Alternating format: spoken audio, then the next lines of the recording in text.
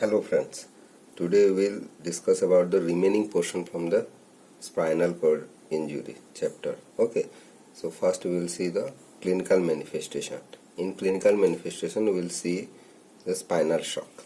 What is spinal shock? It is immediately after injury, the period of areflexia is called as spinal shock. So what happens in spinal shock? So in spinal shock there is a withdrawal of connection between the CNS, means the higher center. This is the higher center, and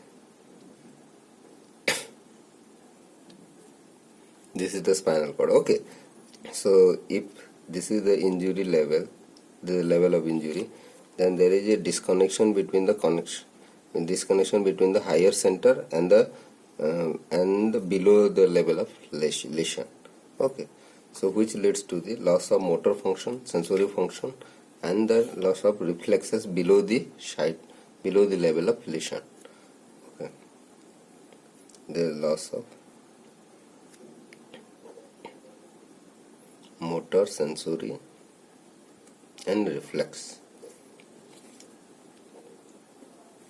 function.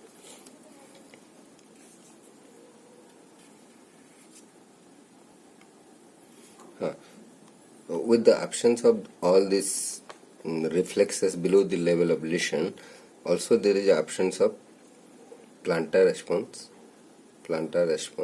bulbocavernous reflex,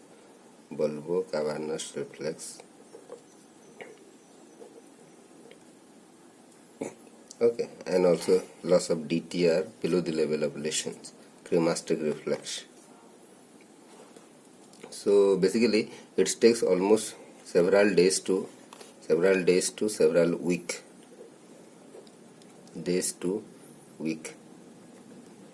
okay, to evolve after the injury. So how do you know that the spinal shock stage has got over? So it is by testing the bulbocavernous reflex. The positive bulbocavernous reflex shows that the spinal shock stage has already over in the patient. Okay, so how we'll check the bulbocavernous reflex? So basically the examiner stimulate the bulbocavernous area which leads to the reflexive contraction of the external anal sphincter. Okay, that is the positive response of the bulbocavernous reflex. So now we will see the motor and sensory impairment.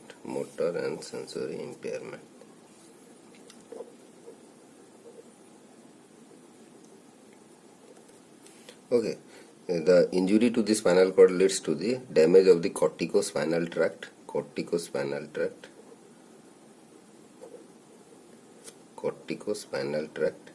and okay, so damage to the damage of the corticospinal tract and spinothalamic tract happens because of the injury to the spinal cord. Okay, spinothalamic tract, which leads to the complete loss of motor function and sensory function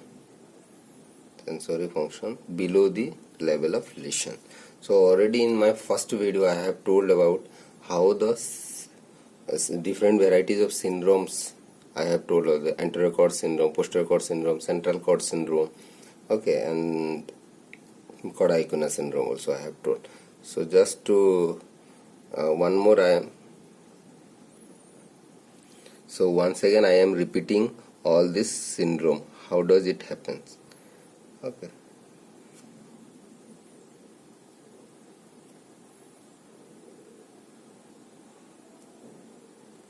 Imagine this is a segment of spinal cord. Okay, so this is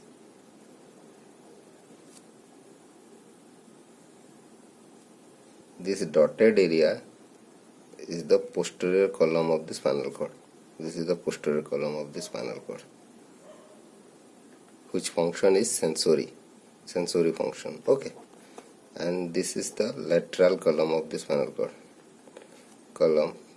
It convey pain and temperature sensor. And this is the anterior column, or it is it is the motor, it function is motor function. So the star area is the lateral column pathway, and this stripped mark area is the anterior column pathway. Okay, so damage to this anterior column leads to the complete loss of motor function below the level of lesion, whereas the damage to the posterior column leads to the complete loss of sensory function below the level of lesion. So in case of your Brown Sequard syndrome, the hemisection of the spinal cord happens. So almost the half of the spinal cord get damaged.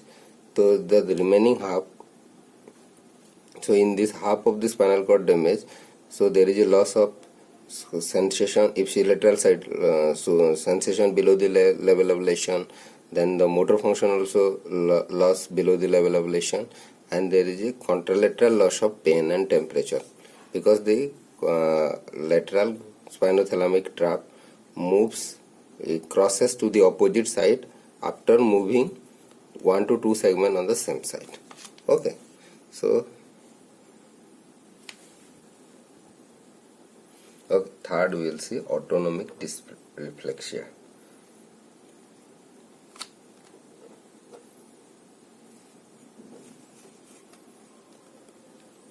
It's a pathological autonomic reflex.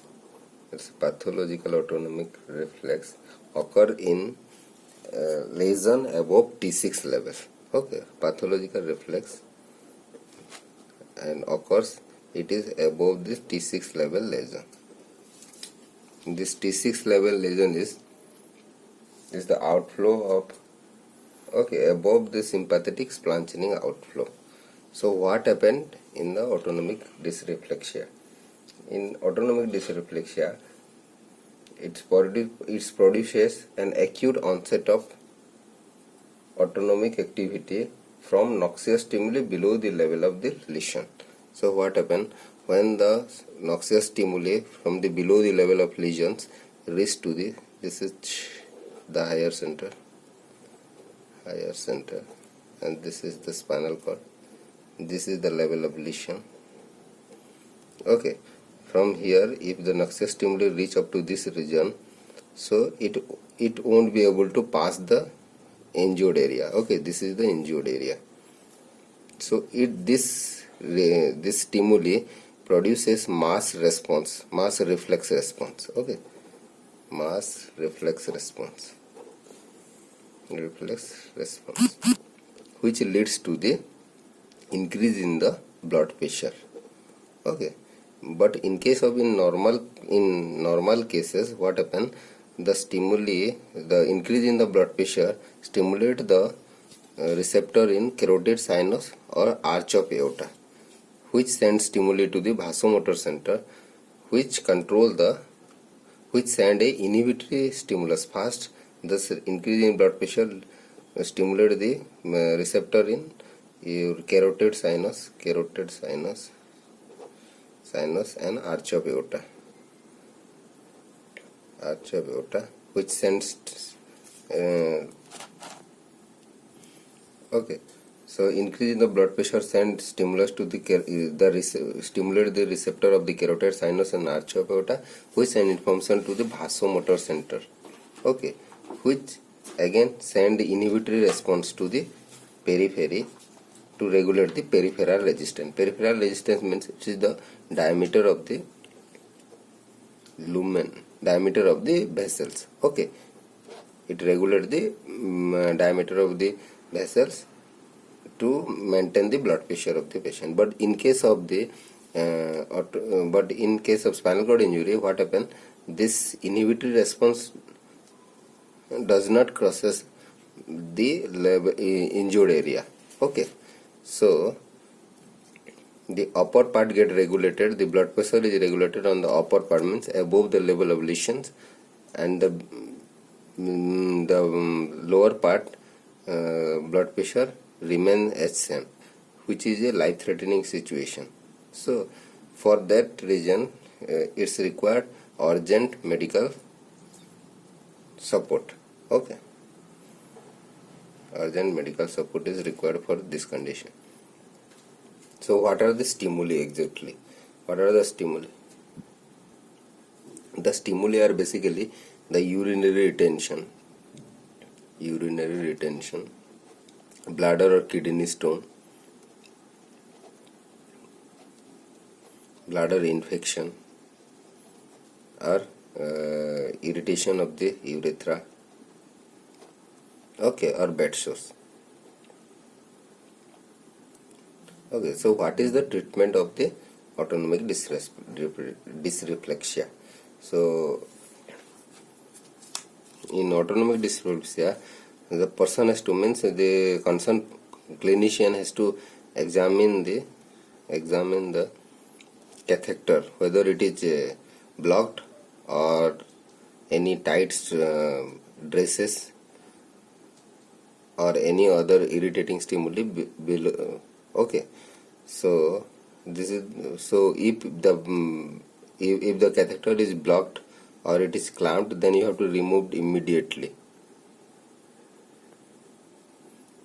So after doing all these things, again the clinician has to ask for, means therapist has to ask for the immediate medical assistance. Okay, in medical assistance, basically the doctors gives antihypertensive drugs or some other intervention they give in this condition. Then third condition is postural hypotension. Postural hypotension, or it is also called as orthostatic hypotension. Orthostatic hypotension. Why does it occur? Okay, it occurs when the patient is made vertical erect position. Okay, the sudden reduce of the blood pressure leads to the dizziness and fainting of the patient. Okay, so what is the etiology behind postural hypotension? The etiology behind postural hypotension is the loss of peripheral. So it's happened due to the loss of vasoconstriction control. Okay, loss of vasoconstriction, sympathetic vasoconstriction control, which is enhanced by reducing the muscle tone or weakness of the muscles below the level of lesion. Okay, so because of the sympathetic loss of vasoconstriction and plus the loss of muscle tone leads to the venous pooling of the blood, on the lower limb, lower extremity. Okay, so which leads to the reduce in the venous return, reduces the venous return to the heart. Okay, to heart, which again decreases the cerebral circulation, leads to the dizziness or giddiness and fainting. Okay, so what is the treatment of the postural hypotension? So we have to make the patient erect gradually. Okay, make the patient vertical. Gradually you have to make the patient vertical. It is called as intermittent tilting.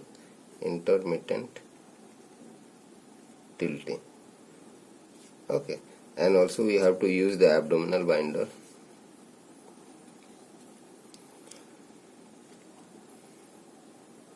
And elastic stocking on the lower limb extremity. Elastic stocking.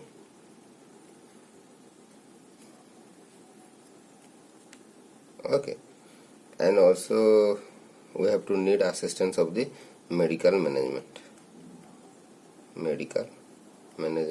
where they gives any, we need assistance of the medical management, where they give medication, pharmacological therapy to increase the blood pressure as well as to reduce the edema of the lower extremity. Okay.